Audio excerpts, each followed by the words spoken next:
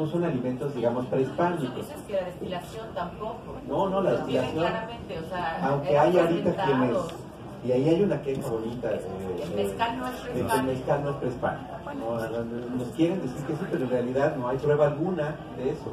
En general, el libro lo que trata es de llenar un hueco. La idea es tener en cuenta que yo llevo como 15 años dando este tipo de materias en las universidades, y me di cuenta de que no había un libro de texto ni para este tema prehispánico, ni para el novohispano, que es la segunda parte de este. Hay una pregunta que te iba a hacer, que iba a haber Va a haber una cultura gastronómica novohispana, pero no existen los libros, está toda dispersa. Para el maestro de este tipo de materias es bien difícil, porque tienes que remitir a una gran cantidad de bibliografía, donde algunos se desmienten entre otros, se repiten mitos gastronómicos hasta el hastío, como el que hay cocina prehispánica. Bueno, claro que la hubo, pero no sabemos cómo era. La tenemos que abstraer de lo que hoy tenemos vivo.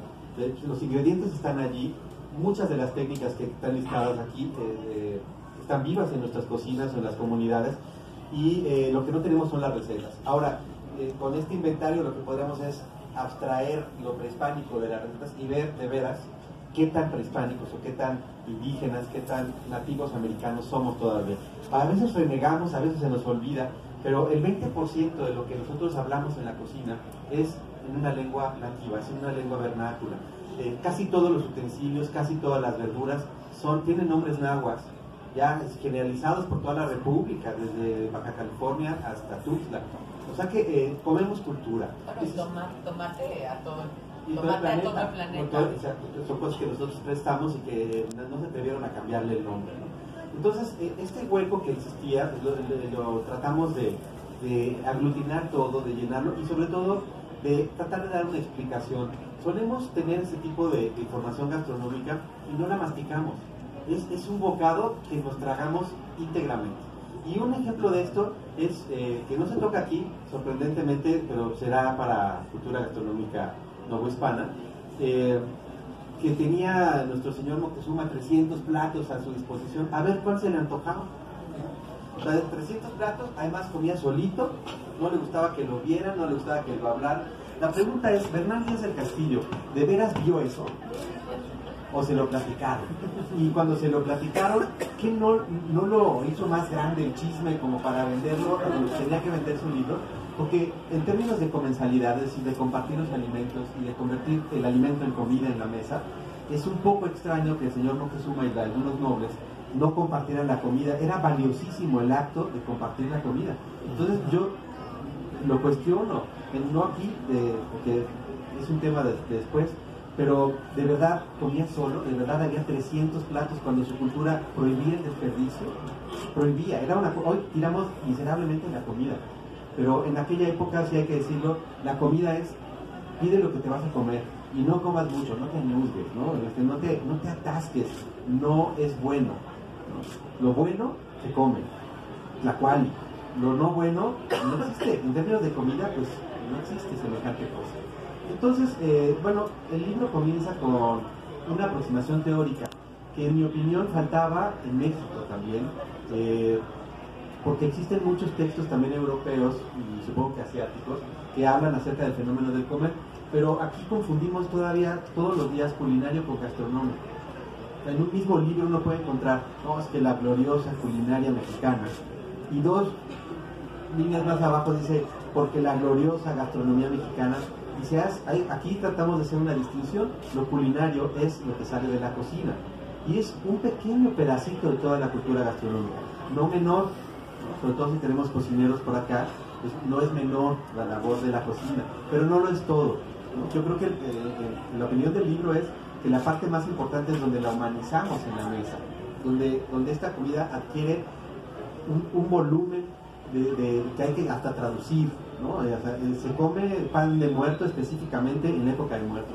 Si Walmart nos los vende desde agosto, pues lo está echando a perder, porque aunque esté igual de bueno en términos de gusto, pues no sabe a nada, no están nuestros muertos, ¿no? Y más, a veces era con poco entienden, ¿no? Porque, a ver, vamos a ver el efecto poco por ahí. Pero ya tenemos Rosque Reyes y todavía no nace el chamaco. Es increíble que ese alimento que está dotado de gran cultura y de gran identidad, pues se sirva fuera de contexto y no signifique nada, ¿no? Entonces lo que tratamos de acá de decir en el libro es que todo lo que comemos entra a nuestras bocas, en nuestros cuerpos, por una razón en especial, porque nosotros lo hemos filtrado a través de cultura, ¿no? Es por colores, por olores, por si está fermentado o no. Todo eso lo deja pasar o no al siguiente paso de la cultura gastronómica, que empieza en el campo. ¿Qué siembro? Porque sé sembrarlo. Hay una cultura agrícola. Después de lo que me salió, de lo que quedó en disponibilidad, pues qué cosa voy a tomar para pasar a la cocina, ¿no? Y ahí, si está pachichi, no sé si se conozca la gente, por ejemplo, no encuentra en el súper los jitomates pachichis. Están todos perfectos, hasta boleados. Hay un señor que está ahí, los hace brillar, todos están perfectos. Y el que está tantito feito ya le está tirando un guacal porque no se vende. O sea, tenemos un filtro estético de la comida. Que si está verdecito, que está amarillito, que si es negro, como el pitlacoche, que si tiene patas, que si brinca. ¿Eso entra o no entra? De lo disponible que tomo para volverlo comestible. Luego, la parte más visible hoy en día es la parte de la culinaria. Nuestros grandes chefs toman esos ingredientes previamente tomados de la naturaleza y los trastornan, los transforman en algo que comienza a hablar. Ya hablaban, pero ahora hablan el lenguaje de la transformación del significado. Entonces, la cocina se define acá en el libro como el laboratorio donde los alimentos cambian su naturaleza y también su significado, ¿no? Tomo algo crudo y, como diría Mary Harris, el calor en la cocción lo trastorna en algo completamente diferente, en palabras, en emociones, que al ser servidas en la mesa y compartidas, se convierten en objetos culturales. Entonces, esa es la parte primera, la parte de la aproximación teórica a este asunto. Lo que trato de hacer ahí es, pues, dar, espero que no sea la última definición, espero que esto enoje a alguien y que nos niegue la madre, ¿no? Y que nos diga, oigan, esto no está bien, para que el diálogo enriquezca, ¿no? Ahí lo que querríamos es que la palabra gastronomía se separara de lo culinario en muchos aspectos para poderlo estudiar mejor, no por fastidiar, sino porque las cosas estén mejor estudiadas. Y que nos demos cuenta de que convivir alrededor de los alimentos nos hizo humanos, éramos animales. Pero cuando empezamos a interactuar con razón y con emoción en la mesa, nos hicimos completamente únicos, humanos, ¿no? Entonces ahí es cuando entra la parte de la gastronomía, ¿no? Y todo tiene un significado específico. La otra fue acercarnos hacia los sistemas de producción hispánicos, sobre todo la chinampa, sobre todo la cuestión de la milpa, aunque hay otras. Una cosa que no dije es que tú distingues, primero habla del norte. El norte de México, la diferencia con Mesoamérica, porque el norte, pues, nómadas, ¿no? Recolectores, no tienen nada de lo que hasta Mesoamérica. De hecho, académicamente ni son mesoamericanos. No son mesoamericanos. No, sí, americanos. Muy claramente. Y lo tuve que poner así por separado porque el norte, desde Mesoamérica, nos parece bien simplota. O sea, somos un poco etnocéntricos y entonces decimos, no, es que aquí sí comemos bien porque en el norte pura carne asada y hacía 2 vueltas y entonces sí minimizamos, pero claro que no. Lo que pasa es que sigue respondiendo a un entorno nómada, semidesértico, que no es nuestra central de abastos mesoamericana con todas sus rutas fluyendo hacia el centro. Aquí tenemos grupos, bueno, voy a incluir a Guadalajara porque aquí es como delicioso, pero allá en la Ciudad de México, pues, ¿qué quieres? Todo lo tenemos en la mesa, tenemos muchas más posibilidades, no somos mejores, nunca lo digo, y luego está el rollo de los chilenos también. No, solamente creo que son cocinas un poco más complejas. La mesoamericana tiene más diversidad y muchas más oportunidades.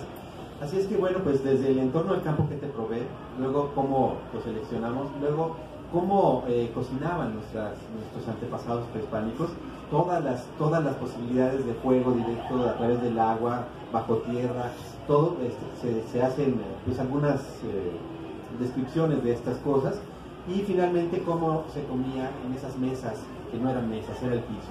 ¿no? En culturas agrícolas suelen compartir sus alimentos sobre el piso, ¿no? Sobre un tejado, tal cual.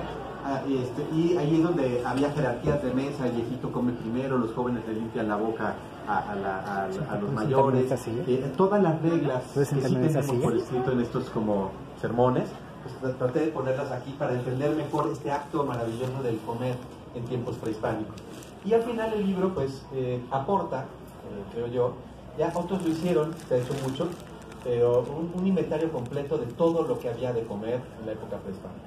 Esto, mayormente mi objetivo allí fue decirle al mundo, oigan, nuestros indios no comían mal. Existe toda una tendencia, sobre todo de Francia, que dice que comíamos personas porque estábamos muertos de hambre, que no había suficientes proteínas. Entonces, viendo el inventario de tantos peces y tantos animales chicos, pero sí había víboras, insectos, el que después de leer esto diga que no hubo proteínas en la Nueva España, de verdad creo que hay un problema ya de incomprensión de nuestro problema, ¿no? Es un inventario grande, viene con etimologías de varias lenguas indígenas, viene con los nombres científicos y sobre todo también con su contextualización cultural. Esto se comía así, esto se comía de tal forma en esta época para tal motivo. En general, eso es lo que en el libro pues llamamos cultura gastronómica, ¿no? Y de verdad pues quiero agradecer muchísimo a Edgar, a Pilar, que estuvieron aquí conmigo. Es un honor. Edgar es un antiguo amigo de la Escuela de Antropología, Pilar es mi editora, estamos en contacto muy seguido. A la Universidad de Anáhuac por la gran oportunidad del Departamento de Publicaciones de Ana Casares, a Alex, muchísimas gracias de verdad por permitir que este libro se publique y pues recomendárselos a ustedes porque el tema está disperso y probablemente aquí encuentre un poco más de consolidación y solidez, que además los impulsará, espero, a saltar a las otras fuentes y ustedes enriquecerlo todavía más. De verdad, muchas gracias por estar acá y pues... Oye, yo tengo una pregunta, pero yo voy a comer.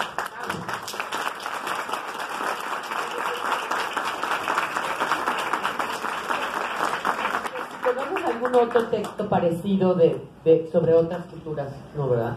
Que le hayan hecho, no sé, sobre comida de Oriente. Es probable que Perú nos lleve un poco de ventaja en eso. Perú es un país mucho más pequeño y mucho menos diverso que el nuestro, pero además allá la gastronomía es una prioridad nacional, está en la Constitución. Es algo que nosotros debimos hacer hace mucho. ¿Cómo es posible, dicen muchos, que Perú nos lleve la ventaja y sea el primer destino cultural gastronómico de América? No. Yo también creo que es injusto por completo, ¿no? Nosotros deberíamos estar ahí, no por ser mejores, sino porque de verdad somos mucho más diversos y representativos. Es una enorme oportunidad para nosotros en términos turísticos incluso y bueno, pues insisto, la información ahí está, pero estaba dispersa. Entonces tratamos de consolidarla en este...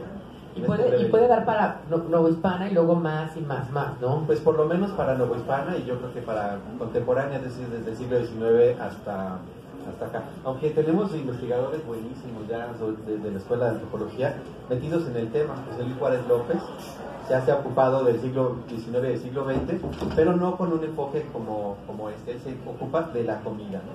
Y finalmente... para hablar de esto, es que no es un libro sobre la comida, sino sobre el comer. Exactamente. Y bueno, yo se los recomiendo que lo compren y además decirles que Alberto es autor de Algarabía, está en Chile también, Chile para todos, también que lo compren, está en los stands de Algarabía, en los dos, de la nacional e internacional, y también está su libro, que yo sé que en este contexto van a decir, él hizo el Madrenario, una continuación del Chingonario, también está ahí a la venta y pues para que le gustan las palabras y luego próximamente va a haber un lamiendo banquetas, toda la comida en la calle en la Ciudad de México. Entonces realmente sí vale la pena que compren todos sus libros. Él es riguroso en todo lo que hace, hasta recopilar todas las madres, ¿verdad? Y bueno, si alguien quisiera cuestionar, preguntar algo, con gusto, acá estamos. Creo que ya lo tenemos. Victoria. Hola. Cuando estaban hablando de fuego en hogar, en un estudio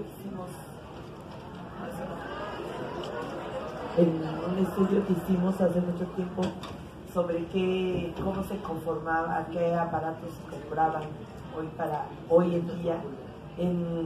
Fue un estudio que hicimos en México y en América Latina. La primera cosa que se compra para fundar un hogar, una casa, es la estufa. Es fundamental. Y después venía el refrigerador, que es para conservar los alimentos. Y ya lo último que llega, si llega, es una lavadora. Pero fundamental en todos los países, en todos los niveles socioeconómicos, la estufa es lo primero que se compra e inmediatamente el refrigerador. Y en tiempos prehispánicos también así era. O sea, tú construías tu casa y no era hogar, sino hasta que mediante una ceremonia bastante compleja, el fuego entraba, el fuego masculino entraba en la casa femenina y ahí se encendía la casa del fuego, ¿no? El fogón, el tlecuil o el tenamastli.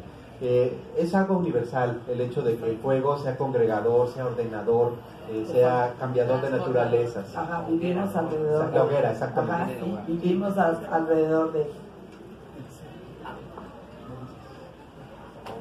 Bueno, muchas gracias.